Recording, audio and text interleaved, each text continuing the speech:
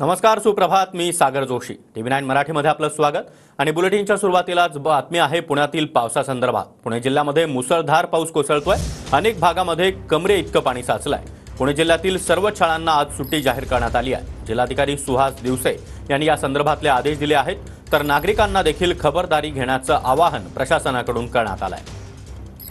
आणि या संदर्भात अधिक माहिती देण्यासाठी आमचे प्रतिनिधी योगेश बोरसे आपल्या सोबत आहेत. योगेश, पुण्यामध्ये मुसळधार पाऊस कोसळतोय. शाळांना देखील आज सुट्टी जाहीर करण्यात आली आहे.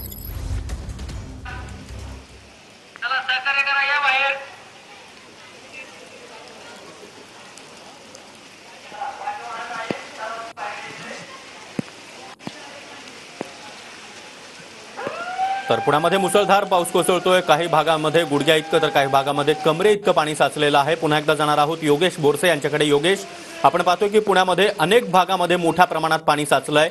शाळांना देखील आज सुट्टी जाहीर करण्यात आली आहे.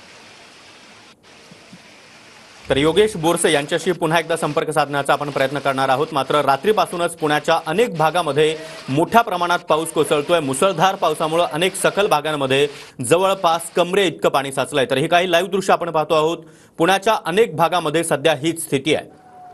त्यामुळे पुणेकर नागरिकांना सतर्कतेचा आणि सावधगिरीचा इशारा प्रशासनाकडून देण्यात आलेला आहे. त्याचबरोबर अडकलेल्या नागरिकांना सुखरूपपणे बाहेर काढण्यासाठी स्थानिक नागरिक त्याचबरोबर प्रशासनाचे प्रयत्न सध्या सुरू आहेत. आणि या भोंग्याच्या माध्यमातून नागरिकांना सावधानतेचा इशारा देण्यात येतोय. त्याचबरोबर घराबाहेर पडा अशा सूचना इथल्या नागरिकांना देण्यात येत आहेत. आणि घराबाहेर पडताना या नागरिकांना सुखरूपपणे सुरक्षित ठिकाणी नेण्याचं काम देखील प्रशासनानं सध्या हाती घेतलंय. तर पुण्यातील अनेक भागामध्ये अशाच प्रकारे पाऊस कोसळल्यामुळे मोठ्या प्रमाणात पाणी साचलेलं आहे. हा भाग आपण पाहतोय. या ठिकाणी कमरे इतकं पाणी सध्या रस्त्यांवर पाहायला मिळत आहे. आणि या रस्त्यांवर सध्या नद्यांचं स्वरूप आपल्याला पाहायला मिळत आहे. पुण्यातील अनेक भागामध्ये असं चित्र सध्या पाहायला मिळत आहे.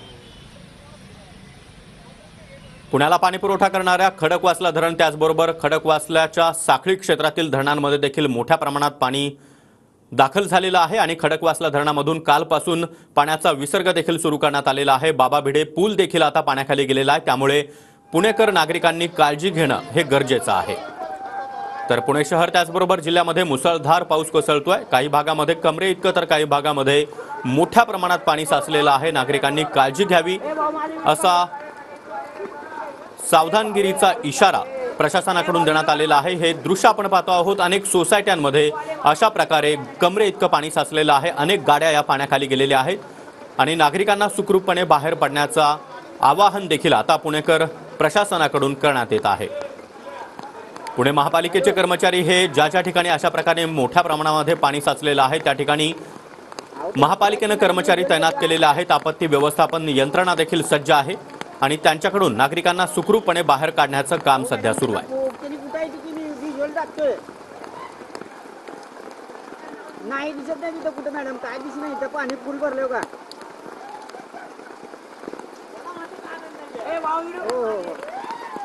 तर हे काही दृश्य आपण पाहतो आहोत. या ठिकाणी अनेक सोसायट्यांमध्ये पाणी शिरलेलं आहे.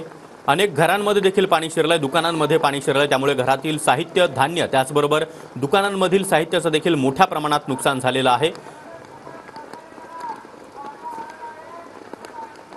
तर सिंहगड रोडवरील हे काही दृश्य आपण पाहतो आहोत. सिंहगड रोड परिसरामध्ये अशा प्रकारे प्रचंड प्रमाणामध्ये पाणी साचलेलं आहे. अनेक सोसायट्यांमध्ये जवळपास कमरे इतकं पाणी साचलंय.